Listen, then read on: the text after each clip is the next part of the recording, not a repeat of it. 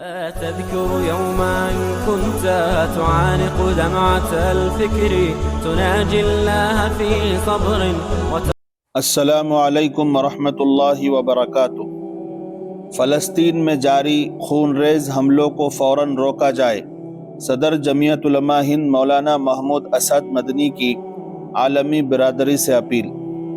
صدر جمعیت علماء ہند مولانا محمود اسد مدنی نے فلسطین میں جاری خون ریز جنگ اور رہائشی علاقوں پر زبردست بمباری کی مذمت کرتے ہوئے اس پر فوری روک لگانے کی اپیل کی ہے۔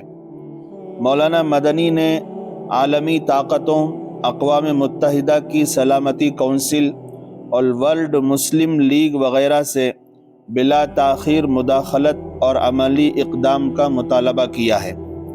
مولانا محمود مدنی نے کہا ہے کہ ہندوستان کے عوام فلسطینیوں کے ساتھ ہیں، جو گزشتہ 75 سالوں سے اسرائیلی جابرانہ تسلط اور تشدد کے شکار ہیں، جس کی وجہ سے وہ آج اپنے ہی وطن میں قیدیوں کی طرح رہ رہے ہیں۔ بلا شبہ فلسطین کے عوام کی جدوجہد اپنے وطن کی آزادی اور قبلہ اول کی بازیابی کے لیے ہے۔ مولانا مدنی نے کہا ہے کہ اس تنازع کی اصل بنیاد اسرائیل کے ذریعے خطۂ فلسطین پر ناجائز قبضہ اور توسیع پسندانہ سوچ ہے۔ اس جنگ کے نتیجے کو دیکھتے ہوئے اس بات کی سخت ضرورت محسوس ہوتی ہے کہ UN کے مقرر کردہ اصول کے مطابق اسے جلد از جلد حل کیا جائے اور اسرائیلی تسلط اور جبر سے آزاد ایک خود مختار فلسطین ریاست کا قیام عمل میں آئے۔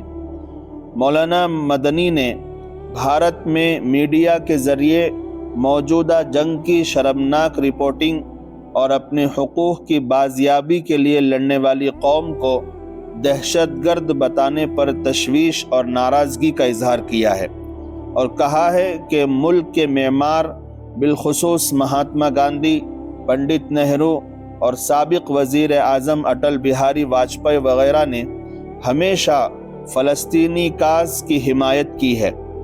اس موقع پر ہم ملک کے وزیر اعظم کو متوجہ کرنا چاہیں گے کہ اسرائیل فلسطین تنازع کے حل میں بااثر کردار ادا کریں اور اسرائیل کی حمایت کے بجائے انصاف کے تقاضوں کے مطابق پائیدار امن کے قیام اور بے قصور شہریوں کی جان بچانے کے لیے اپنے اثر و رسوخ کا صحیح استعمال کریں۔